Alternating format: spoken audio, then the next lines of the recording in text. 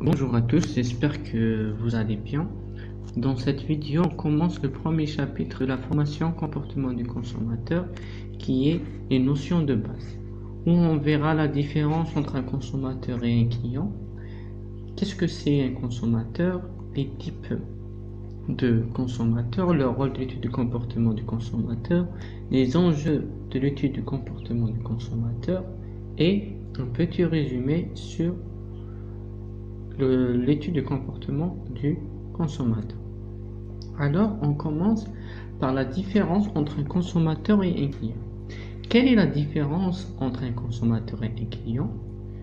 C'est très simple.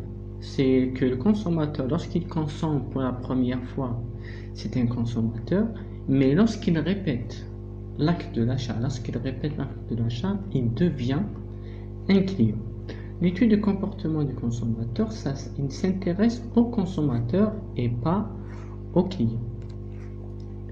Maintenant, on verra qu'est-ce que c'est le consommateur. On sait que le consommateur est une personne, sachant que la personne peut être physique ou morale. La personne physique est un individu qui achète ou qui a la capacité d'acheter des biens et des services dans le but de satisfaire ses besoins, à titre personnel ou bien pour autrui.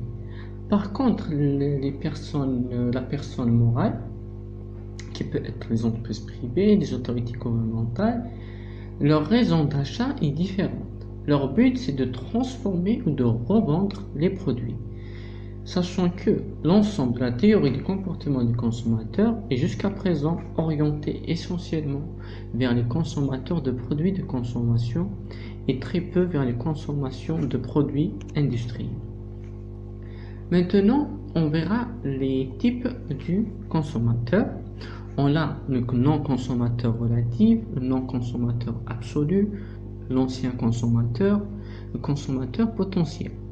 Le non-consommateur relatif, c'est le consommateur qui a le vouloir d'achat, mais actuellement, il n'a pas le pouvoir d'achat. Mais il va y avoir un jour, comme le cas des étudiants qui ne se permettent pas d'acheter une voiture étant étudiants à cause du revenu et de l'éducation des parents. Par contre, le non-consommateur absolu, c'est les consommateurs qui a ni le pouvoir ni le vouloir d'achat pour des contraintes physiques ou sociales ou surtout religieuses. Comme les vrais musulmans sont de non-consommateurs absolus de l'alcool. Comme les handicapés sont de non-consommateurs absolus de voitures. Ainsi de suite. Pour le consommateur potentiel, c'est la personne qui a le pouvoir d'achat. Il suffit juste de l'influencer pour avoir le vouloir. Donc, pour le consommateur potentiel, c'est la personne qui a le vouloir d'achat. Il suffit juste de l'influencer pour avoir le vouloir. Par contre, l'ancien consommateur, c'est la personne qui s'est détournée d'un produit ou d'une marque après avoir acheté ou utilisé. Maintenant, on verra le rôle de l'étude de comportement du consommateur. Alors, on étudie le comportement du consommateur pour différentes raisons.